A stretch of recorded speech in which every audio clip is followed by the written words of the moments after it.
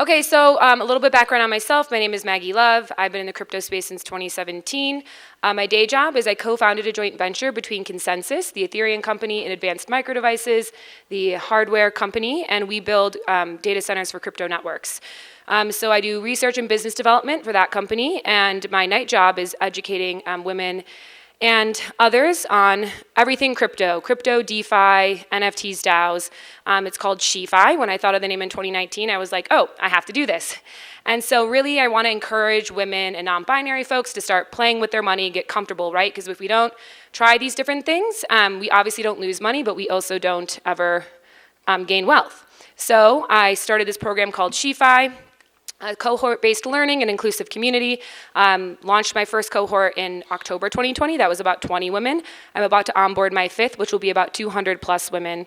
And so there'll be like 24 of them here, which is really exciting because the last December 2020, I was socializing this idea and getting support from my fellow community members, and we've grown a lot. So I spent a lot of my days educating, thinking about how to make crypto more accessible, all these terms.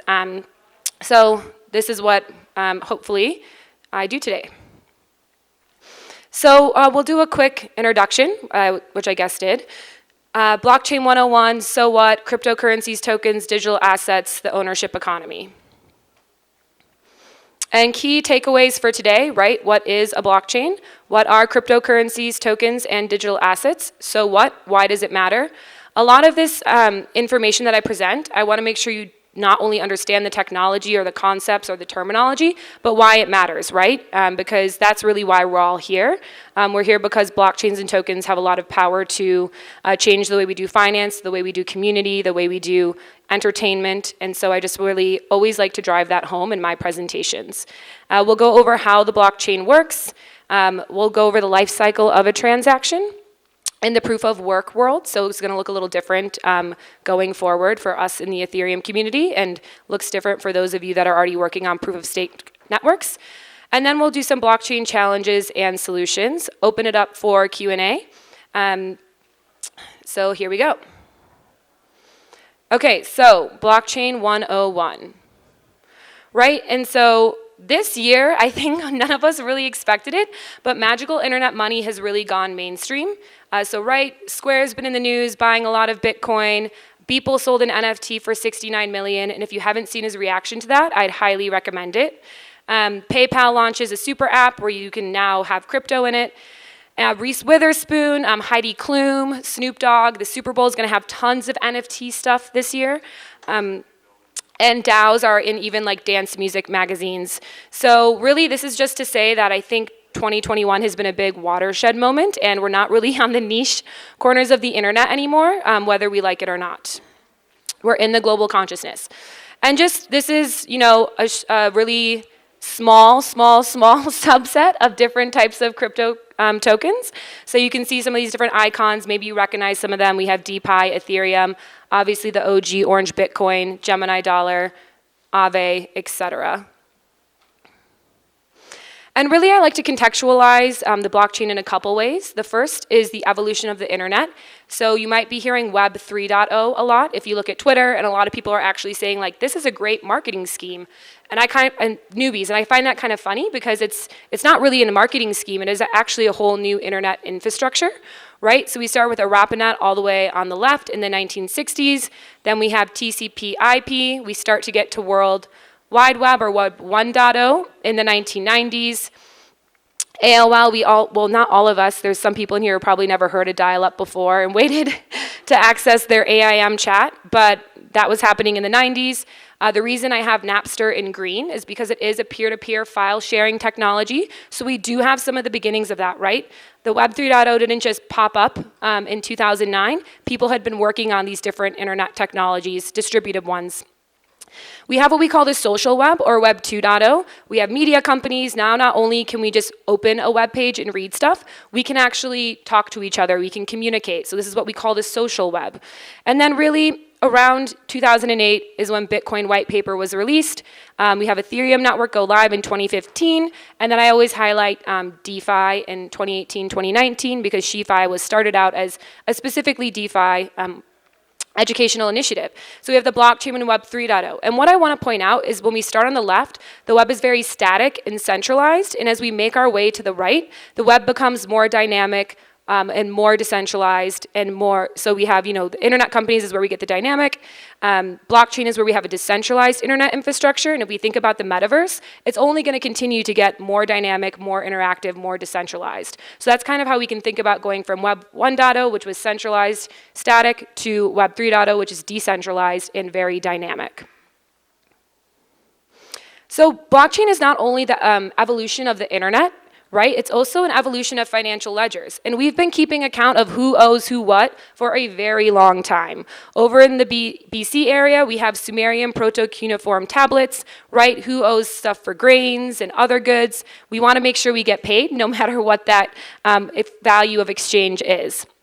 This is obviously a very summarized timeline. Lots has happened in the financial world, but just the highlights. We have in the 14th century double entry bookkeeping, which was a very big change in the way that we accounted for things. Then we're going to fast forward all the way to 1933, when the United States starts going off the gold standard, and we have this idea of fiat paper money. So fiat money is just currency issued by a government, and that's what we start taking in for accounting. And all the central banking had to start using this paper money as a form of keeping record of things and who owes who what. Then in 2009, we have distributed ledgers. So we have this new financial technology, Bitcoin, a peer-to-peer electronic cash system. And now we're accounting for things in not a centralized way, but a very decentralized way. And we'll get into that. But we have ledgers. So blockchain is also just an evolution of financial ledgers. So technically, a blockchain is a distributed ledger of transactions that is automatically replicated, shared, and maintained by a network of peers who are operating without a centralized authority. I'll highlight some themes a couple times in this presentation. One of them is no central authority. We are disintermediating the central authority with the advent of this technology.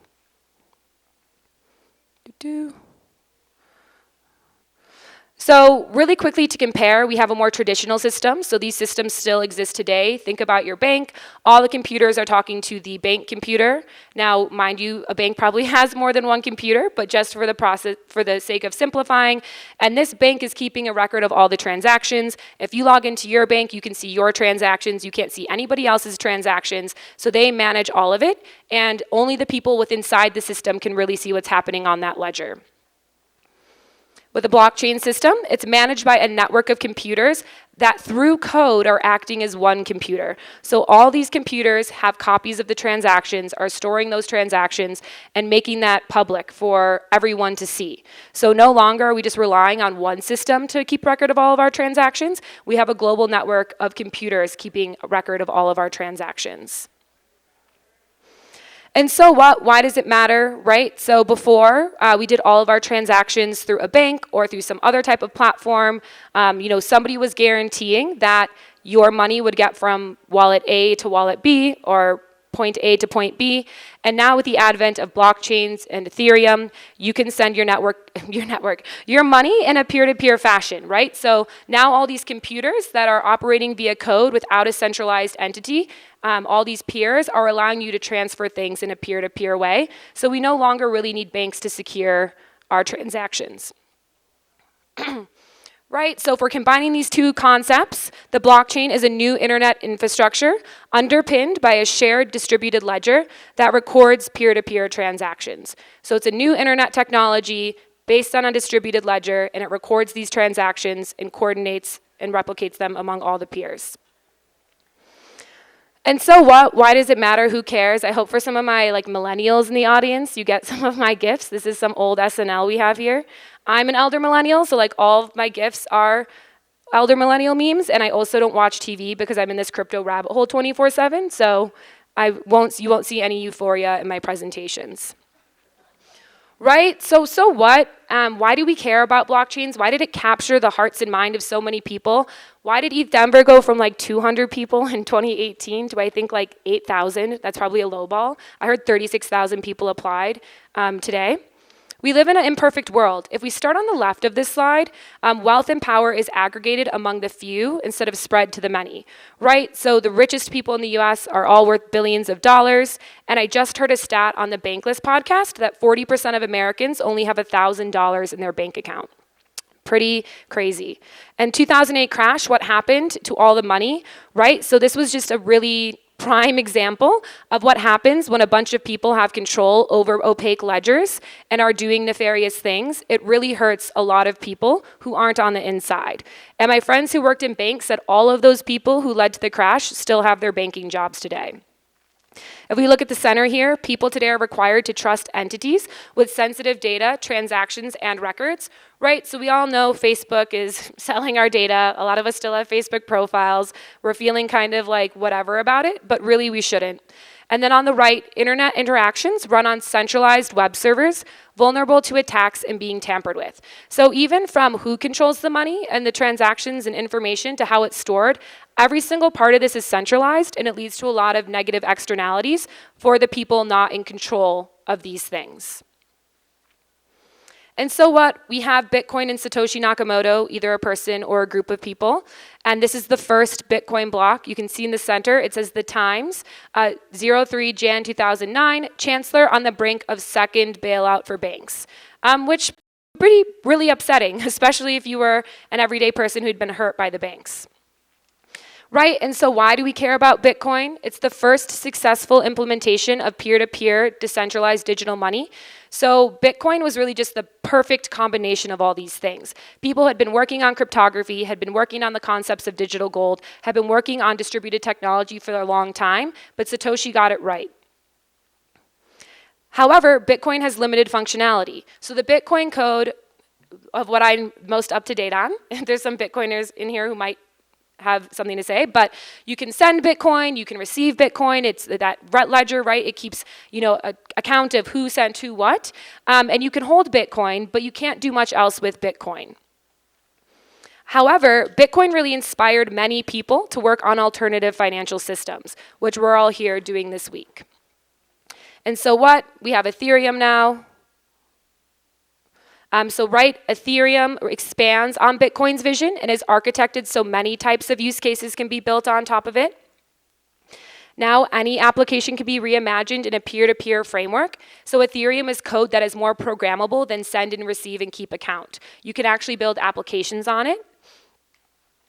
And now we can cut out the middlemen of many platforms and allow producers and consumers to interact directly. So if we think about any application truly, maybe not Amazon because they own us, but we can think about disintermediating any type of industry, finance, entertainment, all of these, which I'm sure a lot of you are working on different projects this weekend to do just that. And so what? Why do we care?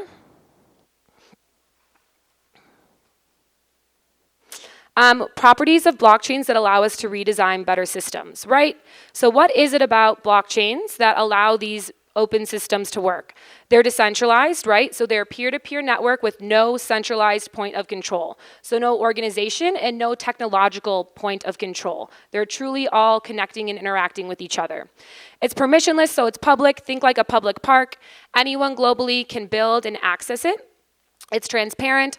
All activities are recorded and verified. And so even though, like, when you look at Etherscan, which if you don't know what that is, it's a block explorer, so you can see all the transactions happening, and when the blocks are mined, you'll see all these strings of letters and numbers unless somebody's bought in a human-readable address. And so you may not know who that is or where it's going, but it is all recorded and it is all transparent for anybody to see. So if you're a good detective, maybe you can figure out where the whales are, and then let me know. It's censorship resistant. So this is a really big and hot topic in the Web3 space. So what this means is no entity can control who transacts on or change the rules of the network. So once the code is deployed, it obviously is upgraded at times, right? Like we had the Ethereum EIP 1559 upgrade, 1559. I don't know, we can debate how you say that. But there's upgrades, but no one can change like how it works, right? And that's a really big deal because if we think about other Web 2 platforms we use, like Twitter, right? I think they closed all their APIs or made you start paying for them. That's not gonna happen in the Ethereum space. Rules are written in code, they're accepted by everyone in the network, and then everyone acts according to those rules. Also, what I think is really cool about this is like, if you use a DeFi project, and you compare it to a bank is gonna have all this subjectivity and who you are, where you are, what your credit history was, and give you specific rules based on you, where DeFi is gonna give everybody everywhere in the world the same exact rules for using their platforms. You'll get the same interest rate for lending or borrowing, you'll get the same prices, all of that. So I think that's really important that everybody gets to play by the same rules now in a way that isn't traditionally done. Then we have smart contracts, so you'll hear a lot, smart contract platform, other smart contract platforms. So Joe Lubin used to say like, smart contracts are neither smart nor contracts. Really, they're just pieces of code that are, you can write programmable logic in it, and they can self-execute. And so this is what the type of code that allows us to do more than send Ether, receive Ether, account for how much Ether is going where in the network. You can build all these applications. And now we're going to take a quick look at cryptocurrencies, tokens, digital assets. And so what are cryptocurrencies? They're digital money. So they're a medium of exchange and a store of value. They're native to a blockchain. So cryptocurrencies are issued on their own standalone blockchain. So Bitcoin is issued on the Bitcoin blockchain. Ethereum is issued on the Ethereum blockchain. And they're decentralized and run on these peer-to-peer networks. So remember, when you're sending Bitcoin, you're sending it over the Bitcoin network. You're not sending it over Chase Bank. You're not sending it over any other Web 2 platform. It's issued and managed on a blockchain network. And these networks don't go through banks and governments. That's why a lot of people were excited about it as well, because you could say, hey, government, you're failing us. Hey, banks, you're failing us. Now I have a whole new digital currency that goes outside of you and goes globally outside of you. And this is why I'm surprised that it's sort of taken the government to take this long to start like catching up to us, because what I'm saying, like in the sentiment, isn't new. People have been saying like we're going around the government for years, right? Or we're going outside of banks. So you'll hear it even if you listen to all these podcasts. It's a very revolutionary way to speak. And so I'm just surprised it's taken them this long. Use cryptography, right? So they use cryptography to secure the transactions and verify the transactions. To secure the network, right, and verify the transactions. So digital money, have their own blockchain, use cryptography. And then what are altcoins, right? So you might hear altcoin, it's altcoin season. I'm very bad at altcoin season, I try. I'm not the best at it. But Bitcoin was the first cryptocurrency issued on and is managed by the Bitcoin blockchain, like I mentioned. Altcoins are just a cryptocurrency alternative to Bitcoin. Bitcoin is the OG, Bitcoin is the matron, Bitcoin is the, grandpa of blockchain, and it's not going anywhere. And so everybody else is an altcoin. We pay our respects to Bitcoin. So Dogecoin is issued and managed on the Dogecoin blockchain, and Ethereum is issued and managed on the Ethereum blockchain. There's an Avalanche logo up here and a Solana logo. I don't know how you feel about that. I'm just trying to prove that there's other altcoins out there. And so what are tokens? We know what cryptocurrencies are, and then we hear tokens. So it's like, wait, cryptocurrencies and tokens, how are they? What are the nuances? A lot of engineers came up with the nomenclature for this stuff, which, can sometimes lead to some nuances and confusion. So what are tokens? They're a unit of value. They're digital money, just like cryptocurrencies. What's different about them is they are not native to a blockchain. Remember I said Bitcoin as a cryptocurrency is native to the Bitcoin blockchain. Ethereum is native to the Ethereum blockchain. But then Ethereum has all these other protocols that have tokens as well. So really what tokens are they're created by protocols that build on top of blockchains. So you think if a cryptocurrency has its own blockchain, tokens run on top of other blockchains and are issued by the protocols building on them. Ethereum has token standards. Some of them you may know, ERC20, ERC721, everyone's favorite NFTs, and many more. And the entire internet, whether it's Web 2 or Web 3, runs on standards. And what those token standards allow is for all these applications and their tokens to interact with one another and to seamlessly flow throughout the ecosystem. And so they also use cryptography, right, to secure and verify peer-to-peer transactions. And so if we're kind of getting more into the nuances, The cryptocurrency use case is digital money. That is Bitcoin's main use case. If we think about tokens, they're a broader unit of value and value use cases than digital money. So it can be ownership in a crypto protocol or organization. I'm sure, how many of you belong to a DAO? How many of you want to belong to a DAO? Okay, some of you don't. But they can be ownership in a protocol and organization. And if any of you own ETH, you're actually all part owners in the ETH protocol. These tokens can be used in governance or voting. So a lot of the protocols, like Aave has the Aave token, that's used to be staked other places, that's used for voting. Same with Uniswap. So it's this idea that a token has more utility than digital money. You can use it for things. If you have these tokens, you can have a say in a product or a protocol's or an organization's future roadmap and what it's going to do. And then finally, it can be physical and can be a digital representation of physical and other digital assets. So people want to tokenize real estate. People have, their favorite art digitized. And so really, tokens can represent all these things beyond money. Like I said, tokens are created via token standards. We won't go over that again. Sometimes I skip ahead. And so why is all of this important? Why are blockchains and tokens so important? Well, let's take a look at Web 2.0. Web 2.0 platforms have millions of users who make up the community, but users of Web 2.0 platforms receive little to nothing for their contributions, right? Facebook wouldn't have been anything if we all didn't make profiles. Instagram wouldn't be anything if we all weren't scrolling, liking, buying things now, which is not my favorite feature. It's too easy. Even Reddit, all these community-based platforms really rely on us using them. That's the whole point. That's what their product market strategy is, like get everybody using these platforms all the time. So what can happen is users are beholden to unfair policies, algorithms, and monetization schemes. Even SheFi runs an Instagram, shefi.crypto, where I break out down all these concepts, tell your friends, tell your families, follow to get more crypto knowledge. But when talking with my social media manager, it's like we have to do this for the algorithm and this for the algorithm. And I'm like, I just want to share educational content. But it's true. Also on Web 2.0 platforms, data, contributions, and other value is extracted from them by platforms. I don't think we have to go much more into this point. We're very aware that these platforms are raking in millions and billions of dollars and not always treating even their own internal employees fairly, but definitely not the community. And so they have a massive profit, right? It just sometimes feels really dark watching those hearings and seeing like Mark Zuckerberg and all these like internet conglomerates speaking, because you're just like, wow, those could be the overlords. But hopefully with Web 3.0, we can stop that. And so really what blockchains and tokens do is they enable what we call the ownership economy. You may see that a lot. I think that'll be a really big theme this week. And so that's all about us, the community, really owning things instead of these platform, I don't know, maybe oligarchs? I don't know what to call them. That just feels like a darker word of a ruler. I don't know. Okay, so blockchains and tokens make users of platforms owners of them too.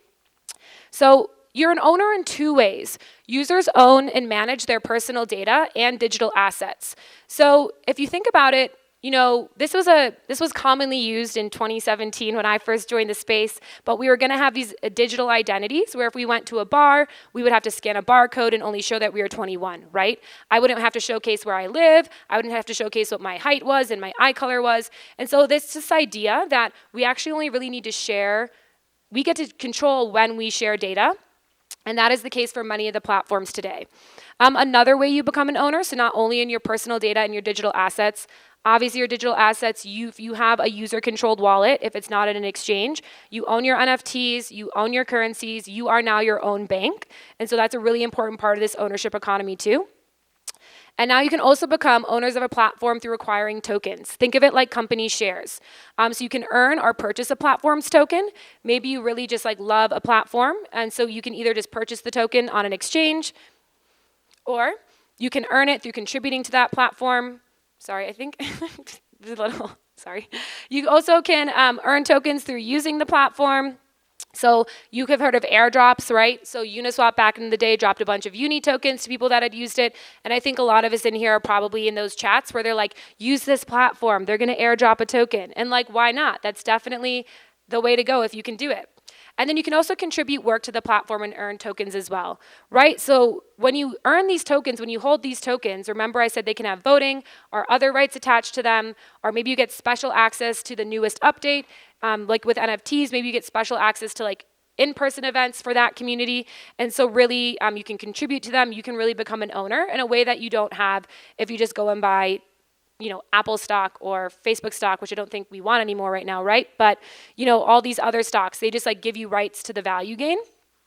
In crypto, they give you rights to actually being an owner in the future of that platform. And so to summarize it really quickly, this ownership economy, why do we care? Web 2.0 platforms and companies extracted value from users and communities, and Web 3.0 blockchains and tokens empower and enable users and communities with value. It's really about value creation, not value extraction.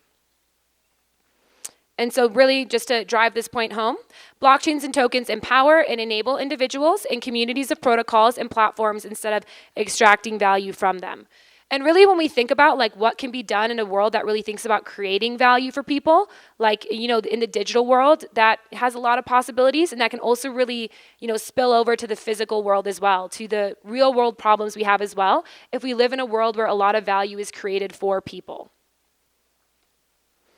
Okay, so now we're going to get a little more technical, how does this all work? You said there was an internet infrastructure, but prove it to me.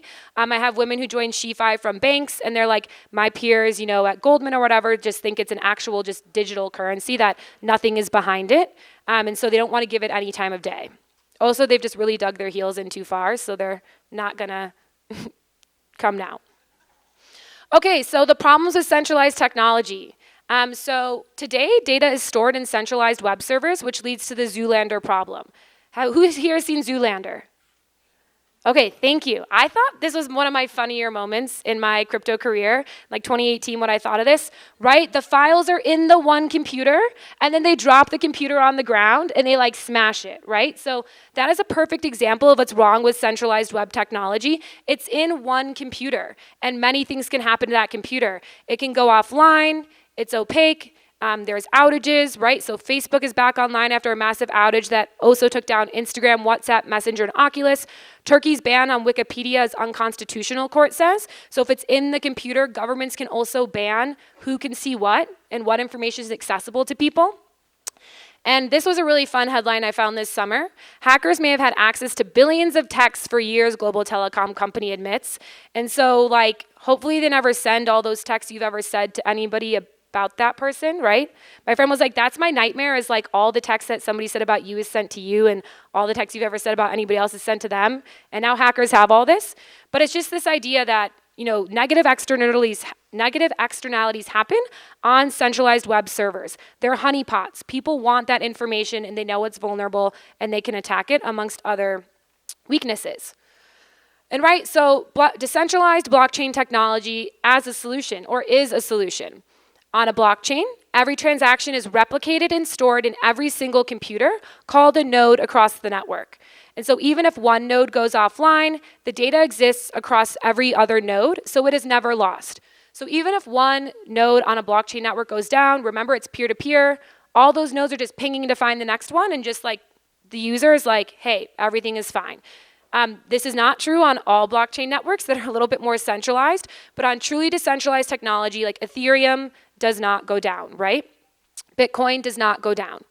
So the data is redundant and always retrievable, right? So the data isn't lost even if a node goes offline as well. So the network runs, the data is never lost, it's forever and ever, it's immutable, remember that. The data is going to be there forever, to quote Sandlot. And so how transactions are validated today in the Ethereum and the Bitcoin world. One way is proof of work. So this is how everybody on the network agrees to what the state of the transactions are and adds those to the blockchain. Computers are miners, so miners are also nodes. On Ethereum, process transactions and secure the network. Validating transactions with mining is called proof of work consensus. So they're using proof of work to determine this is the latest and greatest state of the blockchain, and we're all agreeing to it, all of those nodes. Miners compete to solve a complex mathematical puzzle, and whoever solves that puzzle first adds the next block to the blockchain. So these miners download software to complete this puzzle, and they're just brute forcing their way through this puzzle because they want to be the one that adds the next block to the blockchain.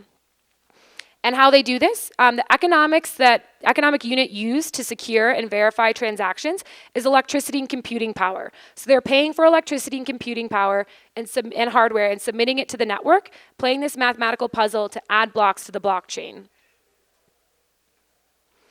And why? Like, why would they do this? Why did people just start like turning up their graphics, computing chips in their homes and doing this Ethereum thing back in like 2013, 2014, 2015? Well, it's because they receive financial rewards for their work. So they're submitting a financial cost, but they're being rewarded with what they believe is like a greater financial upside, right? So they're getting paid to secure and verify the transactions from the code in the network. The Ethereum code automatically does this. Sometimes I click in the wrong place. Okay, I added some extra pizzazz to that slide. Right, so this is the thing though. All blockchain networks have financial incentives baked in. So this whole internet technology is based on financial incentives. I want to make that very clear. We are working with money and this idea of everything is a financial asset, even if the use cases are a little bit more less detached from money, like more about doing wonderful things. We really should remember that this is all to do with money at the end of the day. This is how it inspired people to run these networks. They were paid to do so. So people earn money for securing the network and processing transactions. Right? So people earn ETH for processing transactions on Ethereum. People earn BTC for processing transactions on Bitcoin. And these rewards from the blockchain network are greater than the costs for running the network, right? So when this code was architected, it was known that if we can convince people to run the network, we will pay them, and that payment will be greater than the cost for running it, especially with these assets that increase in price. Right, so miner submits and uses computing power to mine transactions as the transaction is on the blockchain and receives money, right? So you can think of this like, we can pretend it's a little miner running on the computer, but really it's running data centers, but they're excited for winning that block. Right, so as I mentioned, financial incentives allowed Bitcoin and Ethereum to be permissionless, globally distributed networks that people wanted to join. I'm not sure why the text on this slide is gray, but these protocols distributing financial rewards is like a company distributing shares.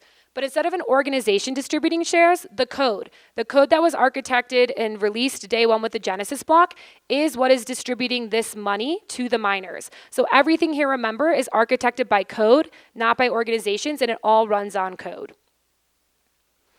And people running the network and earning crypto also makes them part owners, driving home that ownership economy part again. So once you started submitting, electricity and power and hardware, earning this ETH, you obviously wanted this network to grow. You wanted the Ethereum value to go up. You are now owners in this, and you wanted more things to be running on it, building applications and inspiring more people to do so because you are now an owner in this network. Added more fun pizzazz. Okay. So really quickly, we'll get into what the life cycle of transaction looks like. Some people may be unfamiliar of how this actually all works. Really quickly, sending an Ethereum transaction, both parties need wallets. So here I have Christina and Nicole. Christina is in green. She has her Ethereum wallet. You can see it's connected to the Ethereum network. Nicole has her wallet in red, and it's also connected to the Ethereum network. And wallets are what really allows us to interact with the blockchain. You need a wallet to do anything on a blockchain, whether it's sending money, whether it's minting an NFT, whether it's voting and governance, etc., except for off-chain solutions, I should say. But Christina sends ETH from her wallet to Nicole's wallet over the Ethereum network. Once again, just driving this point home, that everything that is done on Ethereum is over the Ethereum network. It's not done through any traditional system. And so life cycle of a blockchain transaction, we can think about buying, swapping, and selling. We can think about DeFi activities, lending and borrowing, or buying an NFT, minting NFTs. Transaction is requested via a wallet. It's sent to the blockchain. Miners are looking for transactions. They're looking for ones with high fees. They like fees. They're paid in fees. So they're going to look for fees that are higher because they can potentially earn more money. They put the transactions in a block. The block is added to the blockchain, and that block of transactions is then sent to all those nodes, right? It's verified. It's broadcasted to all these nodes. So that's kind of how it works. It goes from your wallet to a block in the blockchain. And I just wanted to show you what Etherscan looks like. So there's many blockchain dashboards depending on the blockchain network. And on the right, you can see like the miners, like who won the last block and validated it. And on the left, you can see different transactions, right? We can't really see, we don't know who these transactions are. We don't know who these people are. But we can see that if we want to, we can see all the data on the network, right? It's transparent. And just something I thought was really cool, Ethereum settles 6.2 trillion in transactions in the last 12 months, and that was as of October 2021. So like I said, we've seen explosive growth in this category called magical internet money. People say that Ethereum is going to be the global financial settlement layer for transactions, and really I think this type of graph shows that is in fact what is happening. So I'm gonna leave you with some challenges and solutions, and maybe some of you will be working on these challenges this week, or thinking about how to build your applications on some of these solutions. So challenges with blockchain technology. Proof of work, blockchains have high security and decentralization, right? Ethereum doesn't get hacked, like the Ethereum mainnet does not get hacked. Just because there's a DAO hack does not actually mean the Ethereum Layer 1 mainnet gets hacked. It does not. And it's highly decentralized, so it does not go offline. But it's slow, expensive to use, and do not scale. I mean, Twitter just pops off when Ethereum's expensive, and it's really something difficult for me as I'm onboarding brand new people into the space, and I'm teaching them how to do these things, and then it's like, oh, right, I want to make this accessible for you, but it's still $200 to mint an NFT, and that's no longer accessible, right? And so it can feel difficult to be promoting something like this or wanting more people to join in when it's still inaccessible because of its limitations. Technical infrastructure cannot keep up with the demand from applications and number of users. Proof of work, slow transaction speed.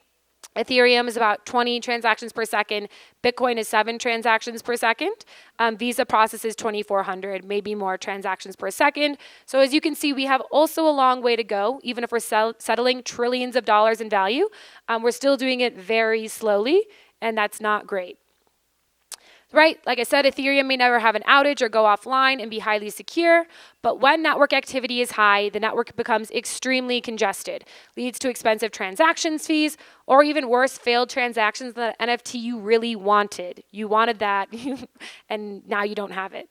There's also a lot of environmental concerns, right? Like I said, these nodes, like the cloud is actually a great marketing technique. You think you're accessing things to the cloud. The cloud is not a fluffy white internet infrastructure. It's data centers that are hardware, and they're metal, and they're in the ground. So that can be a big problem. Some of the arguments for and not for, people will say, well, there's like using hydro, it's not all coal mining, etc. It'll push us to use new energy technologies, but it's still a concern. And really, the entire digital world running on clouds is a concern. So one solution, which I'm just going to go over very high level because we don't have that much time today, is proof of stake, right? So proof of stake blockchains use validators with staked collateral rather than computing power to secure the network and process new transactions. So proof of work, the cost, the economic unit is computing power, electricity, hardware. That's what they submit to the network to secure and verify transactions. Proof of stake, we have validators with staked collateral, and so we have money. So now money is being used to secure the network. Ethereum is transitioning to proof of stake validation. It's coming in Q2 2022. Do not hold me to that. As if any of you are following the progress, it keeps getting delayed, which is fine, but just don't hold this presentation to that. It's out of my control. Other blockchain networks already use proof of stake, so a lot of other layer ones out there are using it. It's definitely proven that it's a very good way to secure and verify transactions. And so, proof of stake could process up to 100,000 transactions per second, which we're all really excited about. And so another solution is scaling with layer 2s, and don't mind my beautiful art here. Ethereum Layer 2 solutions increase transaction speed and reduce fees. And so a Layer 2 is a different network running on top of the Layer 1 Ethereum network. They call Ethereum mainnet Layer 1, all these other layer 2s are other networks running on top of it. And so what layer 2s do is they move transactions off Ethereum's main chain, layer 1, but they still anchor to Ethereum's main chain. So it's a layered solution. They move transactions off. You can do a bunch of different transactions on these layer 2s, and the layer 2 takes a snapshot and says, hey, Ethereum layer 1, here's what's been going on in the layer 2. So they still use layer 1 for security, and they use layer 2s for scaling.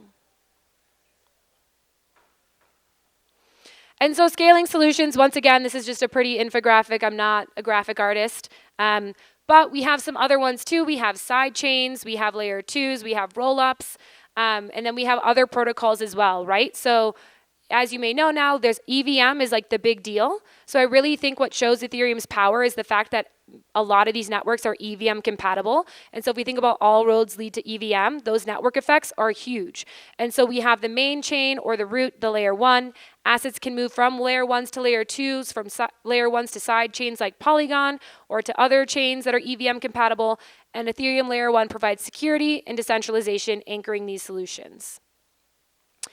And so we're going to do a summary, and then I'll open it up for questions and answers, and hopefully that you learned something about blockchain today that you didn't know before, or you just kept it fresh in your mind if you're experienced. So right, blockchain is the evolution of the internet. It's Web 3.0. That's not just marketing. Blockchain is an evolution of financial ledgers used for recording transactions. And so blockchain, we can bring those together and say it's a new internet infrastructure underpinned by a shared distributed ledger that records peer-to-peer transactions. Oh, I added all the pizzazz on these slides. Okay. So much pizzazz today. I heard there wasn't a lot of pizzazz before, so I'm here to bring the pizzazz. And so why do we care, right? Like, why are we all here right now? We know that we live in an imperfect world where wealth, power, and data is centralized in a small group of people and platforms, which leads to inequality, inefficiency, and abuse. Bitcoin was the first successful implementation of peer-to-peer money over a blockchain network. And Ethereum is a blockchain that many use cases can be built on top of, not just digital money. And so the Ethereum blockchain properties that allow us to redesign these better systems, they're decentralized, they're peer-to-peer, they're permissionless, they're public, anybody can access them, no one can gatekeep away. They're transparent, they're censorship resistant, and they have smart contracts, aka they have programmable code that can just do more than send, receive, keep account. And really, we're moving control of your data, your money, all of your assets from entities and platforms to you, right? This is what it's all about. It's putting you in control. You are your bank. You are your keeper of your art. You have control of where it goes, how it flows, who it's sold to. We're moving all these things from centralized entities. Okay. Pizzazz. Okay. Right, cryptocurrencies are unique digital currencies which are native to their own standalone blockchain. They use blockchains and cryptography to facilitate, secure, and verify peer-to-peer transactions. And altcoins are crypto alternative to Bitcoin. Altcoin is alternative plus coin. Bitcoin always gets to be the OG. Everyone else gets to be an altcoin. And tokens, I mean, it's inspired all of us to be here today. Without it, we wouldn't be here. I love Ethereum. I'm an Ethereum person. I'm just saying, you got to know where you came from to know where you're going to go. Tokens are created by protocols and platforms that people build on top of blockchains like Ethereum, right? So the Aave token doesn't have its own blockchain. Aave is built on Ethereum token standards and runs on Ethereum. And tokens are a broader unit of value or value use cases than digital money. It can represent other types of digital assets or physical assets. It can represent ownership in something. It can provide many utilities and services that we probably haven't even all explored, and maybe some of you will explore this week. Okay. Welcome to the ownership economy. Blockchains plus cryptocurrencies or tokens enable the ownership economy. Users own and manage their personal data and digital assets. That's identity, financial currencies and products, art, collectibles, gaming items, domains, etc. I know I'm really excited about gaming and metaverses. Users become owners of a platform through acquiring tokens like company shares, which can be done many ways, not just through purchasing. Blockchains by earning as well. Blockchains and tokens empower and enable individuals and communities of protocols and platforms instead of extracting from them. Web 2.0 is value extraction. Web 3.0 is value creation. Getting technical, let's get technical. I also enjoyed that as well. Today, data is stored in centralized web servers, which leads to the Zoolander problem. On a blockchain, every executed transaction is replicated and stored in every single computer called a node across the network. Even if one node goes offline, the data exists across every other node, so it is never lost. Blockchains are permissionless public networks, meaning anyone can join. And that's not only in the users of the applications, that's in the people who are also running the network. If you wanted to run Ethereum, you would have to go out, find the electricity, hardware, computing power, etc. But no one could stop you from doing that. And no one can stop you from staking your collateral to validate Ethereum 2.0. I think they retired that term, Ethereum in a proof of stake world, right? So that's the cool thing. Not only can users access all these applications, but anybody can also run the network. Computers or miners on Ethereum process transactions and secure the network. And validating transactions with mining is called proof of work consensus. Proof of pizzazz is my presentation. Okay. Okay, last part here. Miners compete to solve complex mathematical puzzle, and whoever solves it first gets the right to add the next block to the blockchain. Highly competitive. All blockchains have financial incentives baked in. People earn money for securing the network and processing transactions.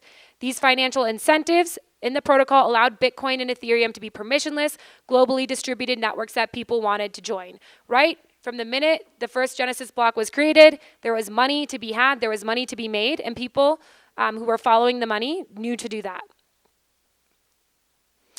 Life cycle of a transaction, whatever activity you do through your wallet, goes and is submitted to the blockchain. Miners looking for these transactions with great fees because that's how they're paid. They put it in a block, blocks are added to the blockchain, and that transaction is forever stored in the network. It's immutable and it cannot be changed. Challenges, right? Proof of work has high security and decentralization, but they are slow, expensive to use, and do not scale. Ethereum may never go offline or have an outage and be highly secure, but when network activity is high, the network becomes extremely congested, and we're all sad. This leads to expensive fees and or failed transactions, which you still pay for. It really hurts. So these networks are implementing new validation mechanisms to solve for expensive gas, fees, scaling, speed, and other concerns. Proof of stake blockchains use validators with staked collateral, and collateral's money, staked money, rather than computing power to secure the network and process new transactions. Ethereum Layer 2 solutions increase transaction speed and reduce fees.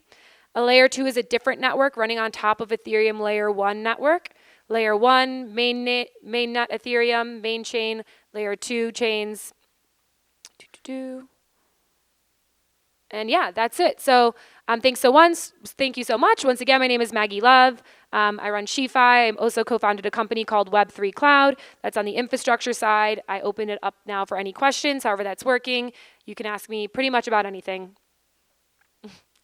Yes? So they can't publish a block at the same time. Or like if there was some like issue to happen where there was like two different states, the whole network looks to find the longer chain, and that continues to be the chain that persists.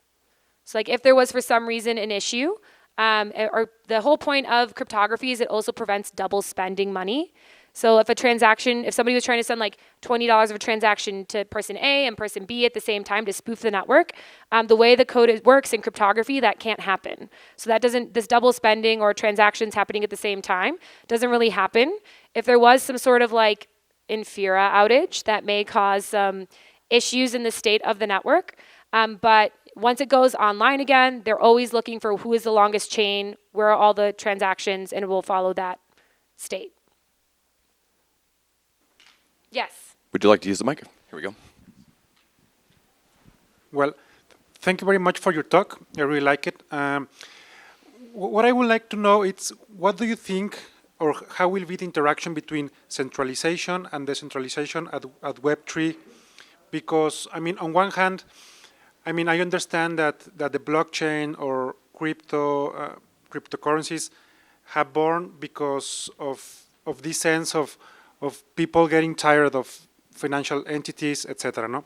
So, I understand the usage of blockchain technology, but I still think, and I will think in the future, like decentralization and centralization will have to interact. And I mean, one clear example is OpenSea, which is like the biggest marketplace in the world, but at the end it's a centralized marketplace, right? I mean, they use Ethereum, but I mean, I don't know. And then like some of the facts that you were using in your presentation was like the how fast, for example, Visa can process like interactions, and it's like way bigger and way faster than Bitcoin or Ethereum. No? So what are your thoughts about that? Ooh, my thoughts about that. Yeah, so I think that, like I said, so really this year, like I was joking, magical internet money went mainstream, right? So I think before, NFTs were definitely, because I'm thinking about when like the She Fires were like, I need to know about NFTs, which was like spring of 2021. So, OpenSea had been building for a long time, this marketplace. I think if you listen to their story, they had like maybe 10 employees and then just like PFPs, right? Profile pictures and NFTs as collectibles like really popped off. And that was like the use case for their platform. And so I think there are points of centralization in some of these technologies. And it was probably on the path to decentralization, and then like NFTs exploded, right? So it's kind of like they're trying to keep up with the fact that there's so much demand for this new use case, probably before they were ready to be fully decentralized. And so I think in a perfect world, we'd want everything to be decentralized. We'd want our even mainnets to be, decentralized. Like when we hear of other blockchains going offline, I'm just kind of like, I feel like we've gotten very far away from where we started. But I think that hopefully they're working towards a path of decentralization. They've hired a lot. And I think it was just kind of a function of where they were at with their product at the time that like NFTs exploded. And did anybody predict NFTs exploding the way they did this year? Raise your hand.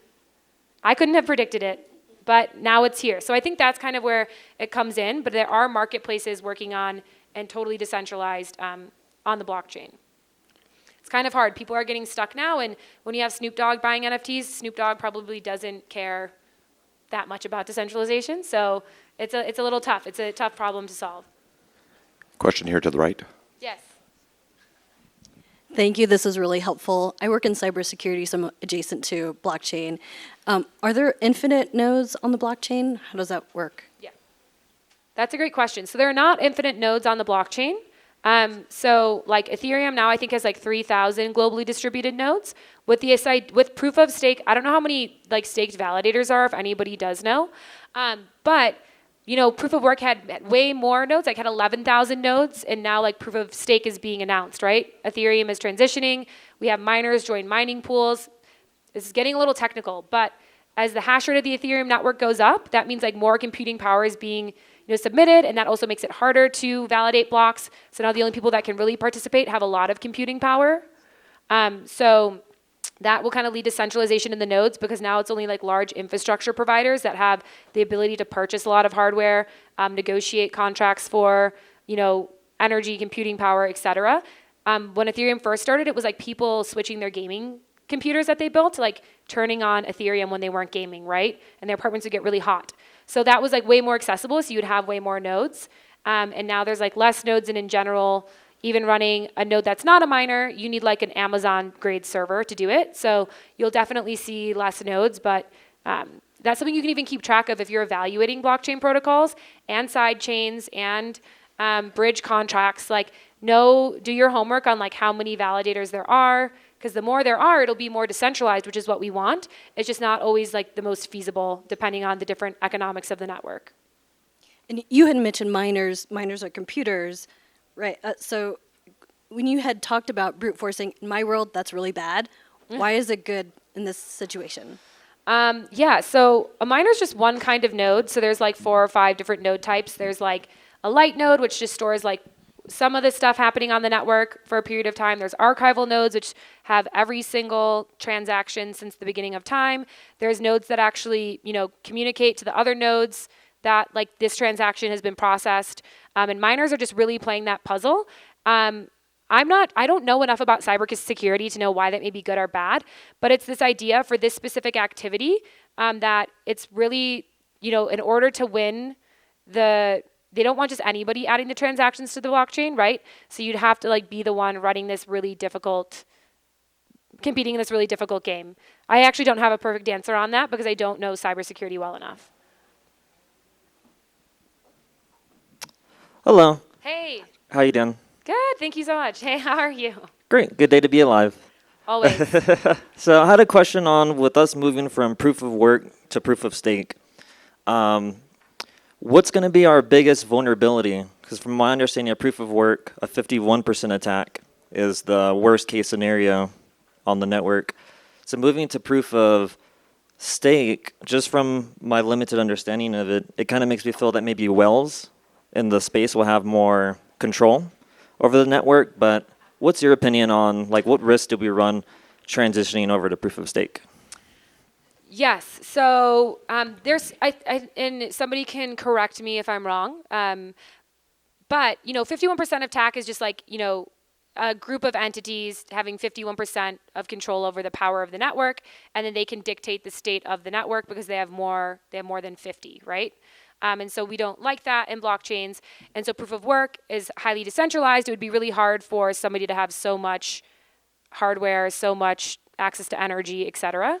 And so proof of stake, a lot of people are staking collateral. I think for ETH, it's 32 ETH, right? So still a pretty high number, especially if you're just getting to Ethereum now. People who got to Ethereum early, probably 32 ETH, whatever. But people just joining us now, that'd be a big number to work up to. And so I think, there's a couple concerns with the transition. One is just making sure that state that's on proof of work actually carries over to proof of stake, right? That's a really big transition. And one is kind of the security of the network when all the miners do go offline, right? If that state's not fully transitioned and all these, entities that were securing the network over the transition, there can be some hiccups in that. I think another concern with proof of stake is the number of validators, right? So you still want to have a very highly decentralized validators. Some validation networks have a certain number, maybe they're I have 50 or 100 or 400 or 10. And so anytime there's less validators, there's just more risk for, activities to happen, like certain attacks where faking that network or trying to take over the network with, proof of stake. Believe it'll be the 51% attack is the money, right? Having more than 51% of the collateral. But don't quote me on that. So yeah, I think those are some of the main concerns. Oh, question in the back there. How you doing? I'm good. Thank you so much. This is my partner right here. Amazing. Woohoo, join Shi-Fi. Exactly. Amazing. So the question we have is that we, in our business, we are looking for the ability to tap into mostly distributed ownership. That's our thing, is taking our company and what we do and incorporating distributed ownership into that. And so that's why we're here, is researching, studying DAOs and to see what can be done and what they do and what cool things, can come from that. But what I'm wondering is are we kind of barking up the wrong tree with using blockchain DAOs versus just some other kind of centralized solution for that? I'll just add to that we are sold into the vision of blockchain, decentralization, all of that. But for user experience and things of that nature, are we at the right time to be looking at this, or are we still kind of in the centralized zone? Ooh, that is a great question. You are at the right time. You want to be here at the beginning. What's really cool about blockchain networks is they're emergent ecosystems, right? So all of us are here, we all decided we wanted to participate in this week, experiment, build things. learn a lot, right? So they're not top-down ecosystems where somebody's saying like, this is how it works. By the nature of the financial incentives and the programmability and this idea of distributed ownership, it allows people with great ideas to emerge and try these things. And so that's why you'll see many kinds of DAOs, many types of experiments. And I can't think of another ecosystem where there's this much high experimentation and it's so easy to do so. With that experimentation comes like a lot of hard lessons as well, right? We are bought into the theory and the idea of these future states where we can really coordinate humans at scale. I think coordinating humans sounds like the most difficult job in the world. You know, no matter what you do, like anybody can wake up on the wrong side of the bed in your DAO.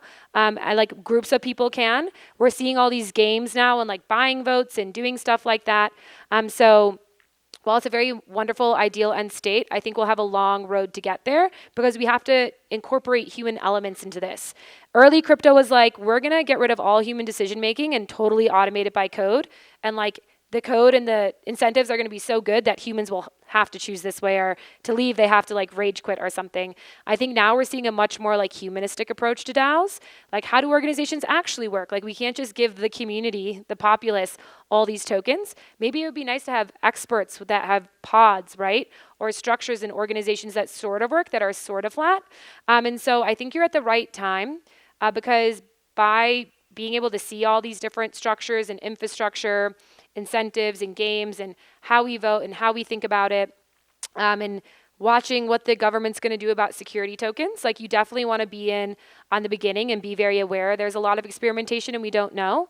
But yeah, organizations have been running the way they are for years somewhat effectively because like those are the best structures to date, right? So to say that this whole new structure is going to be the way to do it just because it's on a blockchain and it's decentralized, I think, you know, is a bit ideal. I really want to see a lot more people that like go to school for organizational design and theory and systems thinking like brought into this space and work hand in hand with all of us Web3 believers and engineers and business people to like really understand like how does information flow, how do these things impact it, what are all these structures. But I think you should definitely be experimenting in it. Everyone that I think sort of wins in blockchain kind of experiments early, so you're here at the right time. And by win, I just mean like it pays off to be early. Yeah, no problem.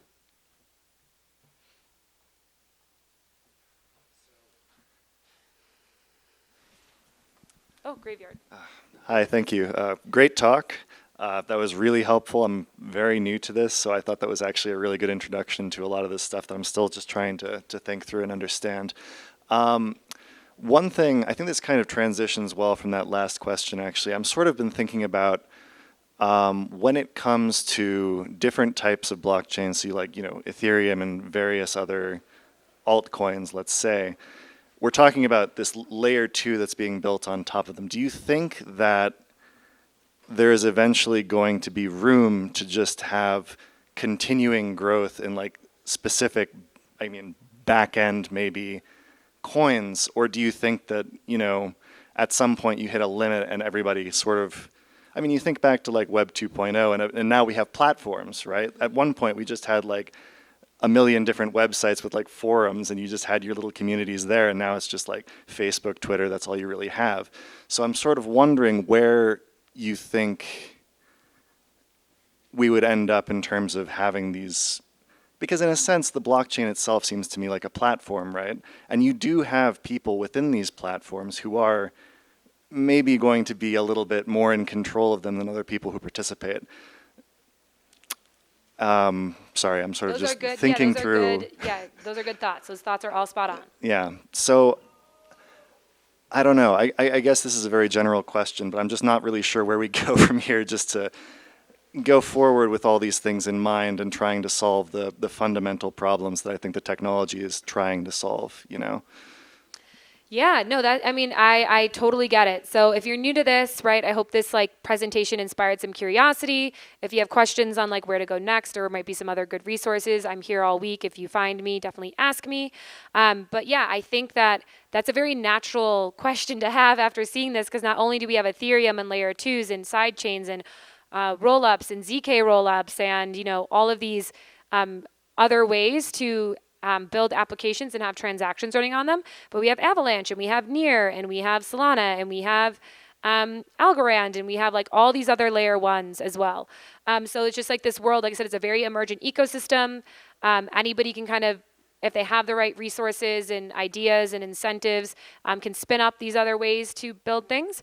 You know, I think that in Ethereum, it's really not seen as like these layer twos or these other side chains that may be better for like bespoke applications or really competing against each other. Really what everyone wants to do is just like keep transactions off the Ethereum mainnet and allow that to run really well and do what it does best, which is providing security and decentralization to those networks. I think it's hard to predict like what necessarily will be around in a couple years.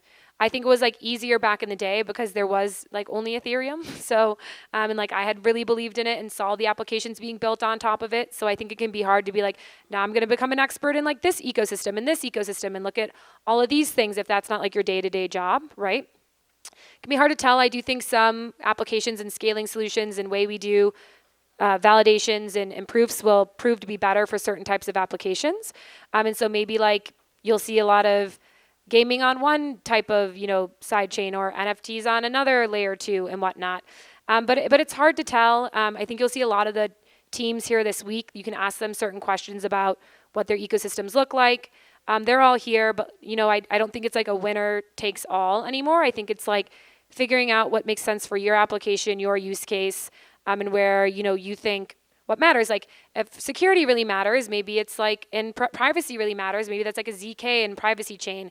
If transaction speed really matters and low fees really matters, maybe that's Polygon's like main Polygon side chain. So you'll have to kind of decide what things matter to you. But I think they're all going to exist in tandem. Like we're going to be building global infrastructure for the world. There's, you know, billions of people in the world. I don't know if that was helpful.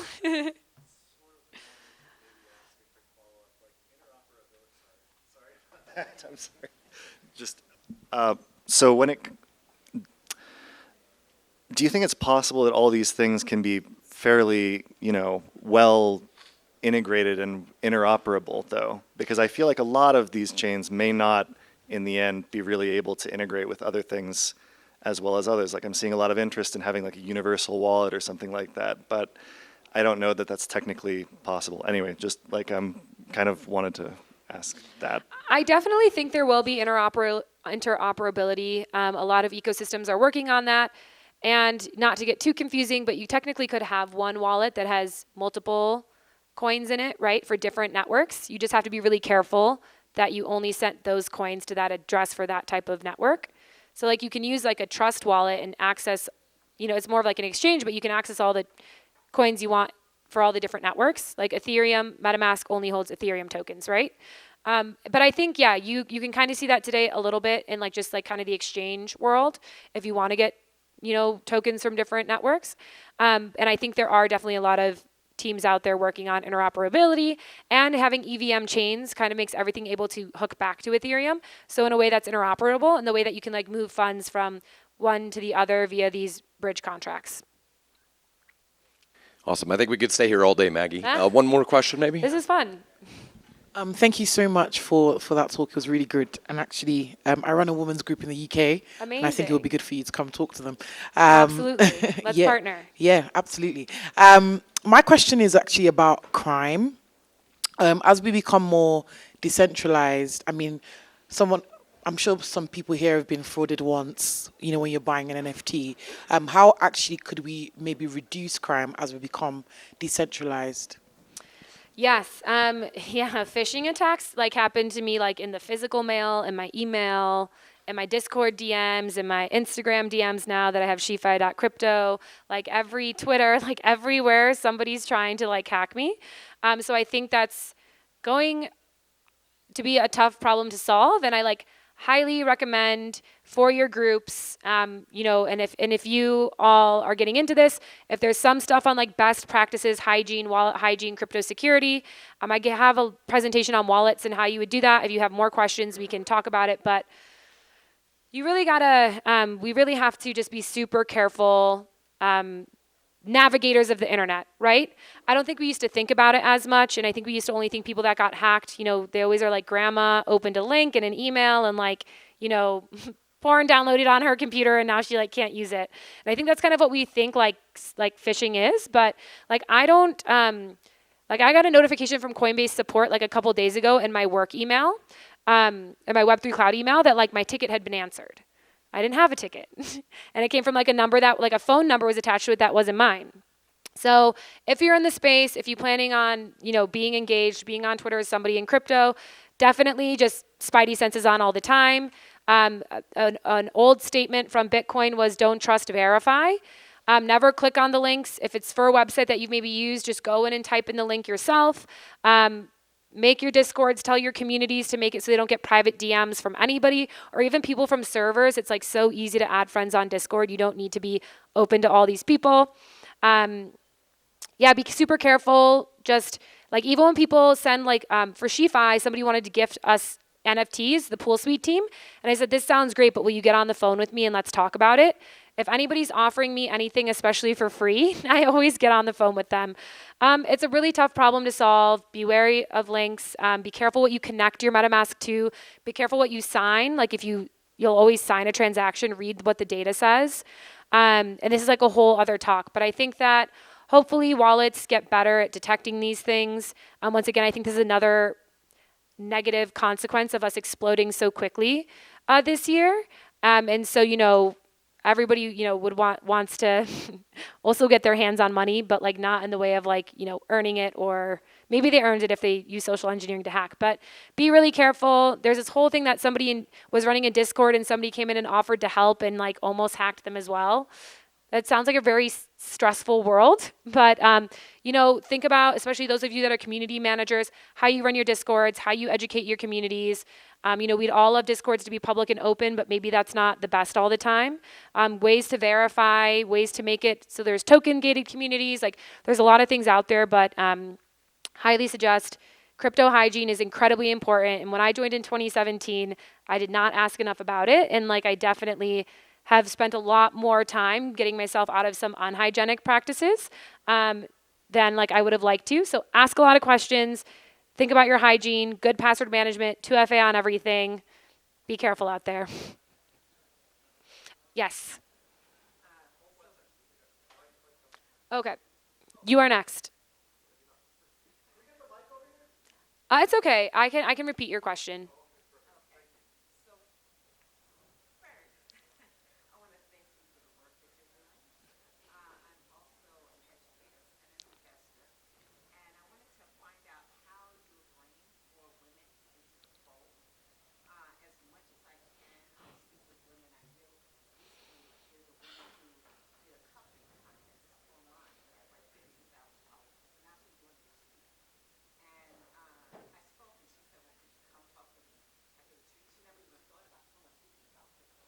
Yeah.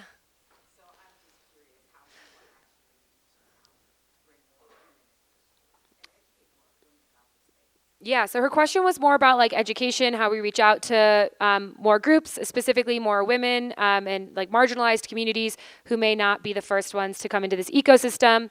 That's basically how it started. I was sitting in the Consensus office in 2019.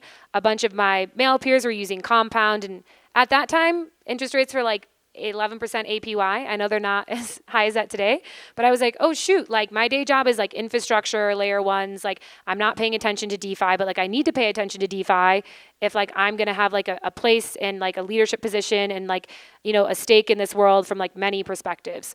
And so I was on a run. I thought the name SheFi and I was like, this seems too good to be true. Like I have to do it.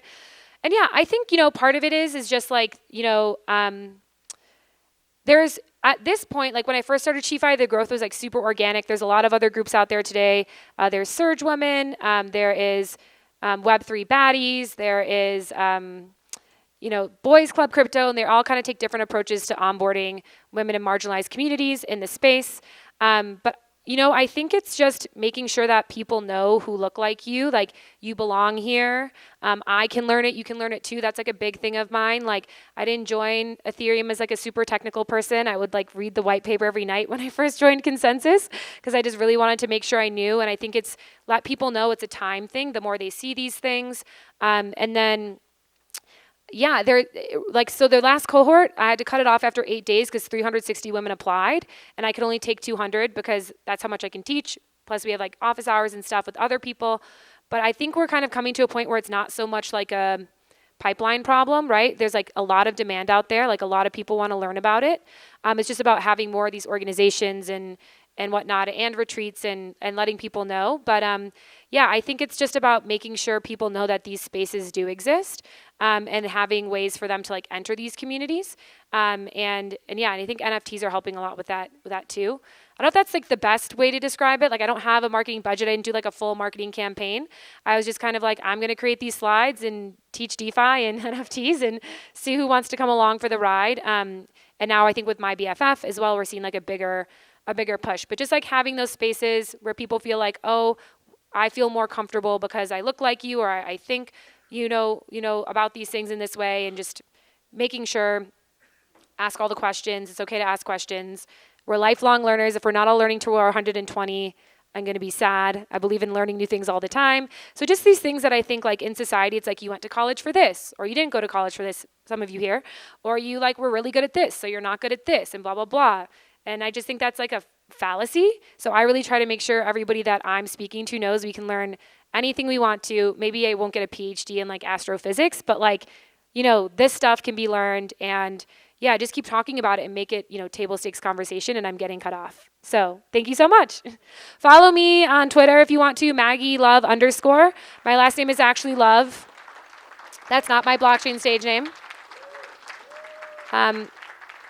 You can follow SheFi on Twitter, she__fi, or SheFi on Instagram has lots of fun pictures and stuff. Tell everybody, I break down things, I make them accessible. I literally go to bed thinking like, how do I make this concept more accessible? So thank you for your time and your undivided attention and all of your great questions. And you can find me throughout the week. I won't be wearing SheFi things probably, but I have this big curly hair, so hopefully I'm easy to find.